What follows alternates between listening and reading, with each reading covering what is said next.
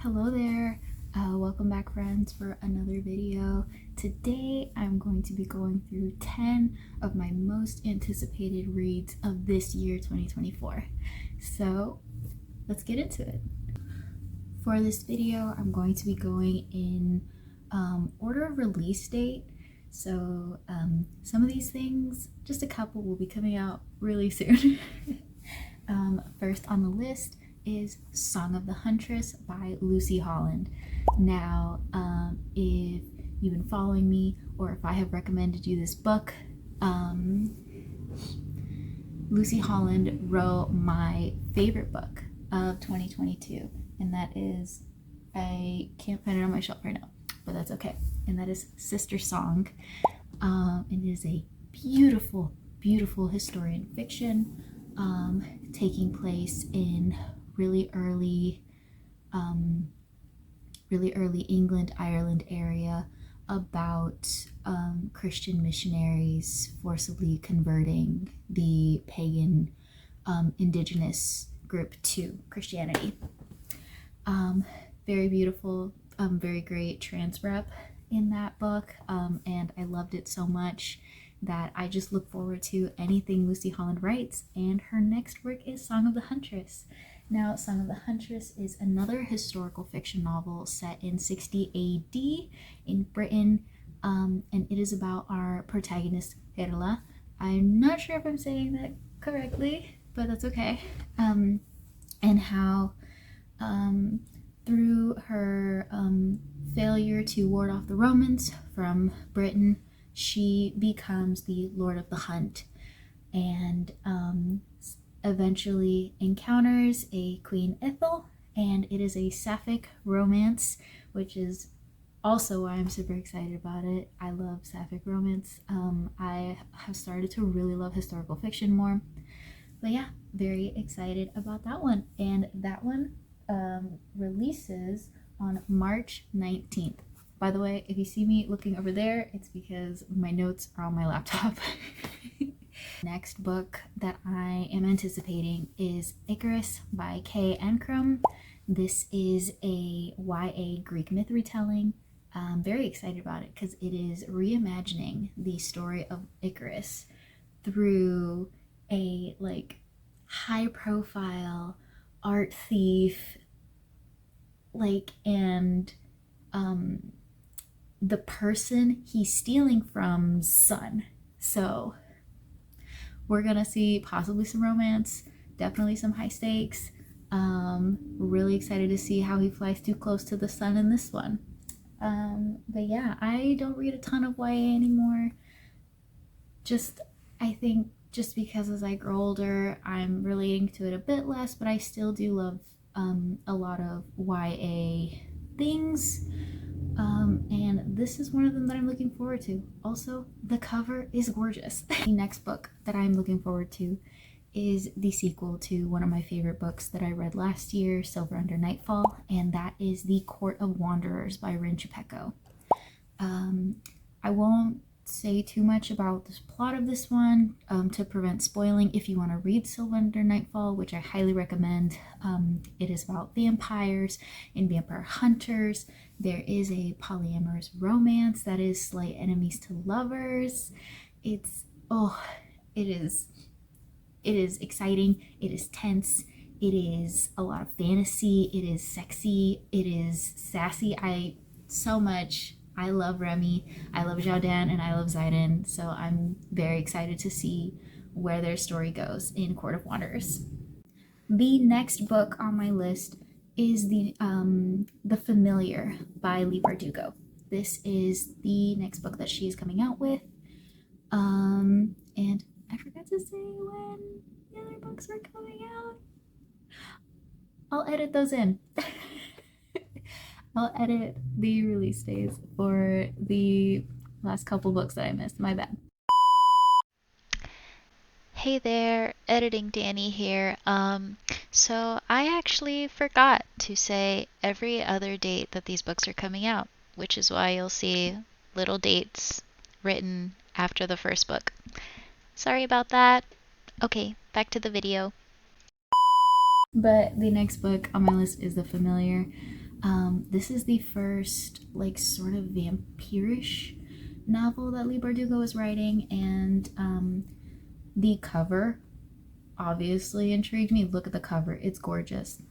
But also, once she revealed the plot, it was also very interesting because she talked about taking inspiration from her own family heritage. So, The Familiar is about a woman named Lucia living during the Spanish Golden Age and trying to survive while also escalate in social rank while also trying to hide her Jewish identity and heritage. And she does that. She does that. She does that by seeking help from an ancient familiar. Yeah, it's very beautiful. I think the familiar is the centipede.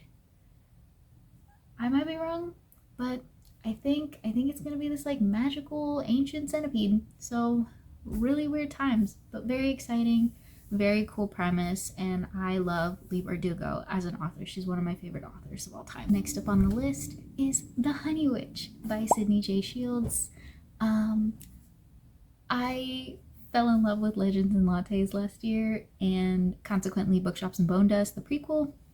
And so since then, I have been looking for cozy sapphic fantasies, and The Honey Witch sounds perfect for me. It is about a witch named Marigold, and her living in the small town as like the town witch almost, but like sort of like a slight outcast if I remember correctly.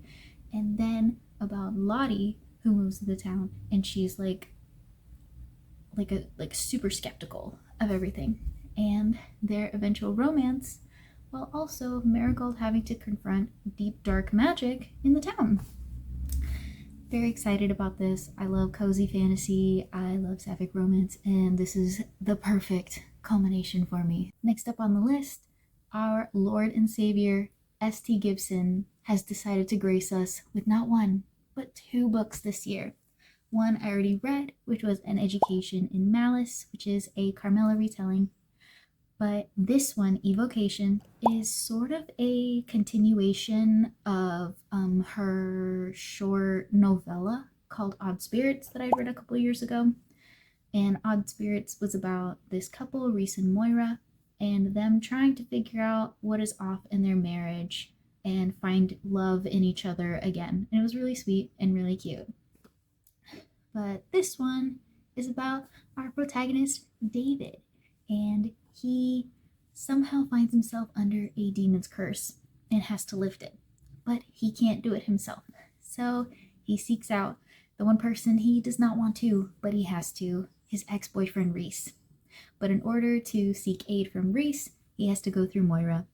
This is another polyamorous romance fantasy, so very excited about that. I've gotten a little bit more into poly romance, and it's been a journey so far. I have not been disappointed by the stuff that I read, so very excited to delve more into that. The next book on my list is the next coming Ali Hazelwood romance. I had already read her book Bride, which was a werewolf vampire paranormal romance, and that was also really fun. But this one, Not in Love, is back to her normal formula of STEM-based romance comedy novels. It's very cute, it sounds great, and it is about our protagonist Rue, who works very hard to get her job at Klein, a like food science company or something. I know nothing about science, so I just take the blurbs and go, okay. And so it's about Rue and her working her great job at Klein, and Eli and his business partners who want to buy out the company. So Rue and Eli eventually go into a no strings attached sexual relationship. But if we know anything about Miss Ali Hazelwood, it's that this man is going to be quietly pining, and I am here for it. I love Ali Hazelwood's male protagonist, especially in Love Theoretically. Jack Smith, the man, the only man ever, and I'm very excited for this next one. The next book coming out is Ava Reed's next novel, Lady Macbeth. I will admit, I haven't read a lot of Shakespeare. I've only read a couple of his plays. So to prepare for this one, I will be reading Macbeth as well, the original play. But this one is a reimagining from the point of view of the villainess herself, Lady Macbeth. Very excited about this one. Like I said, I don't know too much about the story of Macbeth.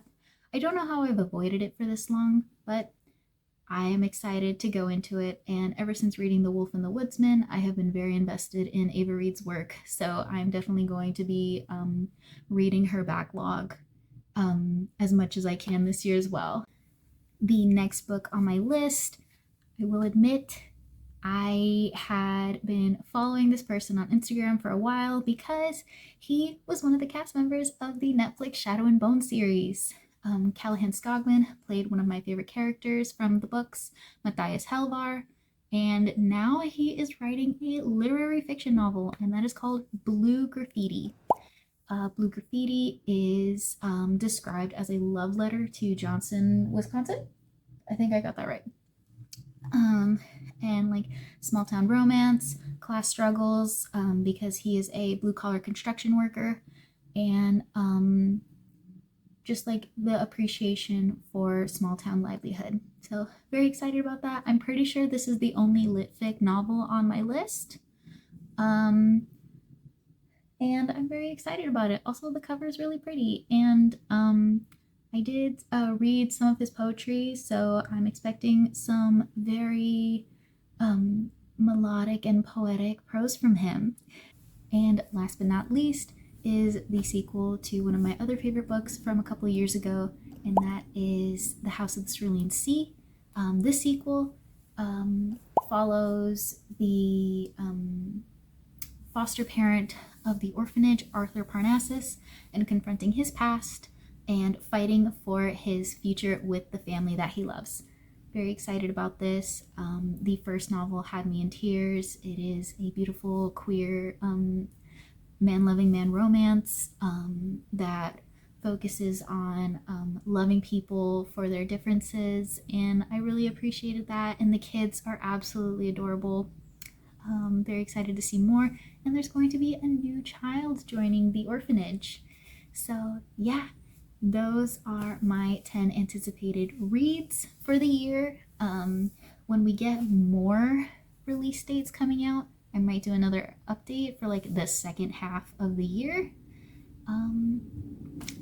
But yeah, thank you guys for watching. This is a shorter video, sorry about that, but I will have a longer video hopefully coming out, a couple reviews that I want to do, but yeah, thank you so much. If you want to keep up with when I upload things, feel free to subscribe. Also, go ahead and comment your thoughts. Any books that you're looking forward to that I have or have not mentioned, let me know down in the comments. I love seeing your comments. All right, well, that's it for this one. All right.